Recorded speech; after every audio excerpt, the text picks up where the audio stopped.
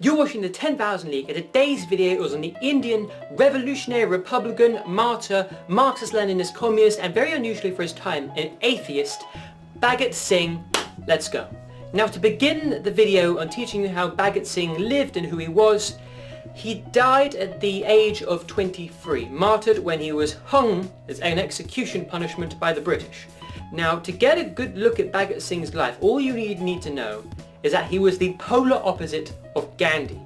Gandhi's idea of independence was a pacifism that only applied to Indians. When the British colonial authorities in India gunned down hundreds of peaceful Indians, such as in the Amritsar massacre, Gandhi just shrugged his shoulders and thought, that's just what the British do. But when one Indian, say a man called Udham Singh, who I made my last video on, raises the gun and kills one British colonial mass murderer, Gandhi calls it an act of insanity. Now, Bhagat Singh, like I said, is the polar opposite of Gandhi, and I'm going to read to you a quote by Bhagat Singh which will show you just how different they were. The following quote is by Bhagat Singh in his work to young political workers, and it says, quote, "The real revolutionary armies are in the villages and in factories, the peasantry and the labourers, but our bourgeois leaders do not and cannot dare to tackle them. The sleeping lion, once awakened from its slumber, shall become irresistible even after the achievement of what our leaders aim at." After his first experience with the Ahmedabad labourers in 1920, Mahatma Gandhi declared, quote, and now this is a quote by Gandhi, "We must not tamper with the labourers. It is dangerous to make political use of the factory proletariat." And back to Udham Singh. "Since then, they never dared to approach them. There remains the peasantry. The Bardoli resolution in 1922 clearly defines the horrors the leaders felt when they saw the gigantic peasantry class rising to shake off not only the domination of an alien nation, but also the yoke of the landlords. It is there that our leaders prefer surrender to the British than to the peasantry." Now, what Bhagat Singh is saying by our leaders are the Indian nationalists who want an independent India, but an India which is run by a very wealthy elite class of people. Now, in his teens, in 1924, Bhagat Singh had left to go to Kanpur. He'd recently, or is trying to finish, his study of Karl Marx's Capital, Karl Marx being the author of the book The Communist Manifesto. He met with members of an organisation called the Hindustan Republican Association. They were a movement which was dedicated to sparking armed uprising against the British colonial authorities. Now, he also met two other revolutionaries, which we'll be calling Comrade Azad and Comrade Dutt. They are very important in the future. Azad and Dutt. And they were very close friends of Bhagat Singh, and they were fellow members of the Hindustan Republican Association. In 1925 is the Kakori case. The Kakori case was in August. It was an event in which members of the Hindustan Republican Association robbed a government train owned by the British colonial authorities to rob a safe to gain the money inside the safe and then fund the Hindustan Republican Association. Now, during the raid on the train, one person was shot by the Hindustan Republican Association, though accidentally in a scuffle, not going to go into the details. After the robbery, they all escaped. However, only two members of the Hindustan Republican Association who robbed this train escaped for good. All the other members were almost immediately arrested and put on trial, and many of them were executed. One of the men who escaped was a man called Comrade Azad, who we mentioned earlier. Comrade Azad and Comrade Dutt are very important. Remember those two names. Now, Comrade Azad regrouped with the Hindustan Republican Association and with Bhagat Singh and with Comrade Dutt, and they came together because so many of the members of their organisation had been arrested after the Kakori case. They had to come up with a new strategy. They reorganised the Hindustan Republican Association into the Hindustan Socialist Republican Association. Now, the point of this was to stress how different they were from Gandhi and the other so-called leaders of Indian nationalism. They wanted people to know that they were on the side of the working class, and that an independent India, which was run by a wealthy class of Indians, would be just as bad as the British-controlled India, which is controlled by a very wealthy upper class of British people. What difference does it make if you're being exploited by the Indians themselves or exploited by a British ruler?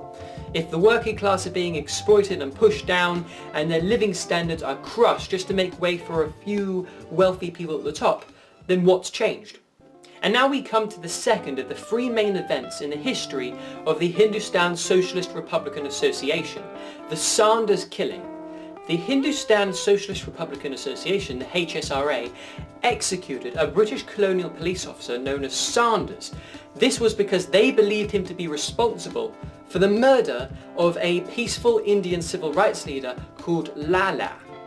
Now, Lala was killed in a protest in 1928 when a police line charged the peaceful demonstrators and hit Lala, one of them with their batons, and then Lala, it induced a heart attack when the police officers hit him, and the heart attack killed Lala. So the police induced a heart attack in him that killed him. Now, these peaceful protesters were demonstrating against the Simons Commission, but that is the topic for another video. A police officer called James Scott was the man who was responsible for killing Lala and striking the fatal blow on him. The Hindustan Socialist Republican Association planned revenge to kill Scott, the police officer who killed Lala, but accidentally ended up killing a man called Saunders, who was another colonial police officer, in a case of mistaken identity. Bhagat Singh and Azad were both party to the killing. So to say it again, Scott was the guilty murderer. However, they meant to kill Scott but accidentally killed Saunders. But this didn't mean much to the Hindustan Socialist Republican Association because Saunders, just like Scott, was another brutal colonial police officer whose job was to oppress the Indians, and the working class Indians especially. I will now read to you a quote by the Hindustan Socialist Republican Association on the killing of Saunders. Now, this quote was put up on posters all around the area in which the killing took place. I'll read it to you now. "We are sorry to have killed a man, but this man was part of a cruel, despicable and unjust system, and killing him was a necessity. This man has been killed as an employee of the British government. This government is the most oppressive government in the world. We are sorry for shedding human blood, but it becomes necessary to bathe the altar of revolution with blood. Our aim is to bring about a revolution which would end all exploitation of man by man. Long live revolution." And now on to the third and final major act of the Hindustan Socialist Republican Association. Bhagat Singh and his friend Comrade Dutt went into the Central Legislative Assembly of the British Raj, the very centre of British colonial power in India. They took out their pistols, they took out some bombs, they threw the bombs into the centre of the main talking chamber while British politicians were discussing Indian politics and what they're going to do. They threw the bombs at the empty seats. They blew up. They fired their pistols. They shouted, "Inquilab Zindabad," meaning long live revolution. And they took revolutionary flyers with revolutionary propaganda on them and threw them into the centre chamber of the speaking chamber of the Central Legislative Assembly. They did not kill anybody. They did not seriously hurt anybody. They had pistols, but they gave them up. They had bombs, but they threw them at the empty seats and designed the bombs in such a way that they wouldn't kill people. And they gave themselves up.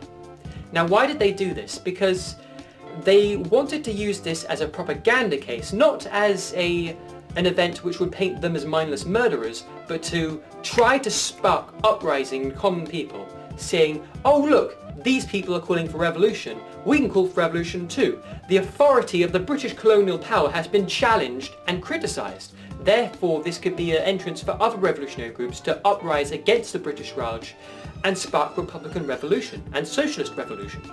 Also, the British colonial authorities were passing two bills. One was known as the Public Safety Bill, and the other was the Trades Dispute Bill. Both of these bills were designed to try to limit the power of trade unions and for the law to come down hard on any working class Indian who tries to organise their workplace and organise working class Indians in their interests.